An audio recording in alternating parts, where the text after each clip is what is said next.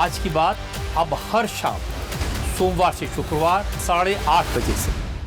आपको याद होगा कि 13 फरवरी 2025 को जब व्हाइट हाउस के अंदर प्रधानमंत्री मोदी थे वहां पे, तो ट्रंप उनके पीछे होकर के नरेंद्र मोदी जब उठ रहे थे तो उनकी कुर्सी को खींचा था। जैसे होता है ना कोई, जैसे बहुत आदर जिसको देना होता है, जिसको आदर देना होता है उस ढंग से। लेकिन उसके बाद हमने देखा कि उनकी क्या स्थिति रही भारत के सामने। तो यहां भी ट्रंप को, और खास करके जो गोरे लोग होते हैं उनको लेकर के हमारे मन में हमेशा जो है ना इस प्रकार की भावना आती है, they will be always soft spoken.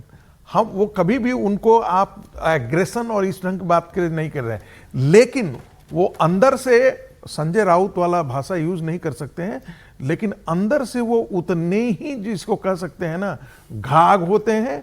अंदर से वो उतने ही मन में आपके वही भाव आ रहा है ट्रंप के लिए जो संजय राउत जी के मन में अपने सांसदों के लिए आया। धूर्तता, वो अपनी चीजों को करवाने के लिए ये सब करते हैं। इतनी खबर तो हमारे पास है कि भाई अपने ओपनिंग रिमार्क्स में प्रधानमंत्री ने कल ये बहुत फ्री नेविगेशन की बात उठाई है। अब वो ईरान पे भी लागू होता है और इन पे भी लागू होता है। प्रधानमंत्री ने अपने नाविकों के मरने की भी बात उठाई उसमें। अच्छा, खुल के कहा है कि 3 भारतीयों की मौत हुई है। उन्होंने कहा कई भारतीयों की मौत हुई है। दो बातें जो प्रधानमंत्री ने कहा कि पूरी दुनिया अविश्वास के कारण आज सफर कर रहा है, म्यूचुअल जो ट्रस्ट है वो, और दूसरी बात कि इंटरनेशनल लॉ को कोई नहीं मान रहा है। तो ऐसी स्थिति में उंगली किस पर उठ रही थी? इन्हीं पे उठ रही ट्रंप पर ही उठ रही थी। आप बताएं सर, शाम को बायलैटरल मीटिंग से क्या उम्मीद करते हैं आप 1.25 साल के बाद होने वाली मुलाकात में? नहीं, देखिए, बायलैटरल मीटिंग कुछ तो बेहतर की तरफ जाएगी। हालांकि जिसको कहते हैं ना कि इसको अगर पूरा देखें तो ट्रंप को अभी भी लग रहा है कि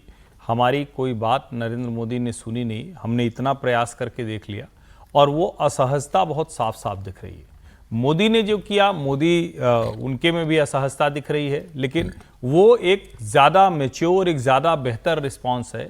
और अगर ध्यान से देखें तो जो पूरा भाषण है, वो उनका भाषण पब्लिक में वो कल जारी हो गया है, तो उसको अगर आप ध्यान से देखें तो उन्होंने संदर्भ कहाँ से उठाए कि इस दुनिया ने 2 विश्व युद्ध झेले, हमने उसके बाद निकल कर ये करने की कोशिश की। अभी हमने कोविड में देखा कि कोई किसी का किसी भरोसा नहीं है, सब अपनी अपनी में लगे हुए हैं। भारत अकेला देश था जिसने 150 से अधिक देशों को दवा दे दी, वैक्सीन दे दी। उसके बाद फिर ढेर सारे जितने तूफान आए, कहीं आपदा आई, उस समय भारत कैसे खड़ा होता है वो बताया।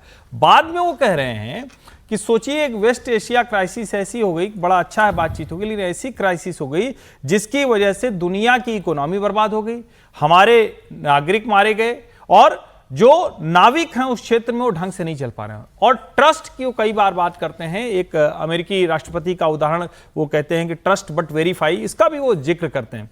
अगर इसको ध्यान से देखें, उनके बगल बैठे हुए हैं डोनाल्ड ट्रंप, सारा का सारा निशाना डोनाल्ड ट्रंप पर था जी। और ये स्टेट्समैनशिप है। आप ये हल्कापन नहीं होता। ठीक है, आईटी सेल के लिए अच्छा है कि अच्छा 2 कदम चले तो कितना चले, कौन कितना झुका हुआ था, लेकिन जो साफ साफ दिख रहा है कि ट्रंप चाह तो रहे हैं, लेकिन उनके मन में अपनी वाली अकड़ है, अपनी जिद है। जैसे अगर कोई हाथ बढ़ा रहा है और अगर आप नहीं चढ़ पा रहे हैं, एक स्टेप है, उनकी भी उम्र है, डोनाल्ड ट्रंप की भी, एक स्टेप पर खड़े होना है।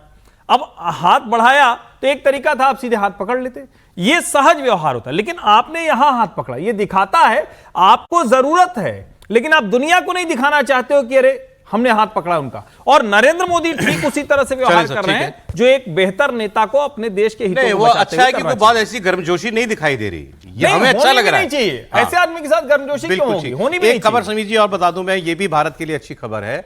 कई राष्ट्राध्यक्षों के साथ मीटिंग हुई है, यूएई के राष्ट्रपति के साथ भी मीटिंग हुई है, ब्रिटेन के प्रधानमंत्री कीर स्टारमर से भी मिले हैं नरेंद्र मोदी, कनाडा के प्रधानमंत्री मार्क कार्नी के साथ उनकी मीटिंग, ये बहुत इंपॉर्टेंट है। कनाडा के प्रधानमंत्री ने दोनों देशों के रिश्ते की प्रगति पर जोर दिया और प्रधानमंत्री मोदी को कनाडा आने का न्योता दिया, जिसे मोदी ने स्वीकार कर लिया। हमारे संबंध कितने खराब हो चुके थे कनाडा के साथ एक वक्त, इनसे जो पहले वाले थे प्रधानमंत्री, उन्होंने कहां तक क्या नहीं कर दिया था, क्या क्या जांच नहीं बैठा दी थी, और इन्होंने अब रीसेट किया पूरे टाइज को मार्क कार्नी ने आने के बाद, और प्रधानमंत्री को बुलाया और प्रधानमंत्री ने कहा मैं आऊंगा, उन्होंने कंफर्म कर दिया। सुनिए। We are making very good progress. His Excellency likes the deadline. I like one as well. And our deadline is to complete by the G20. Our teams are aware of that. And what we're discovering in the negotiations, and it's just one objective which you've set, is to double our trade by the end of this decade. तो Canada के साथ भी आपके रिश्ते जो हैं वो reset हो गए, अमेरिका के साथ रीसेट एक बार बढ़िया से हो जाना चाहिए। लेकिन बिल्कुल, और कनाडा के साथ तो होना था कि रिश्ते रिसेट होंगे, और कनाडा से ज़्यादा ज़रूरी अमेरिका के साथ एक जो जमी हुई बर्फ़ है वो पिघलना ज़रूरी है। 16 महीने के बाद प्रधानमंत्री मोदी और अब ट्रम्प साहब की मुलाकात होगी, तो क्या जो गतिरोध बना हुआ है ट्रेड डील को लेकर, कि इतने साल से ट्रेड डील अभी फाइनल नहीं हो पाई है, क्या इस मुलाकात के बाद कोई सहमति बनेगी और ट्रेड डील की घोषणा तुरंत होगी?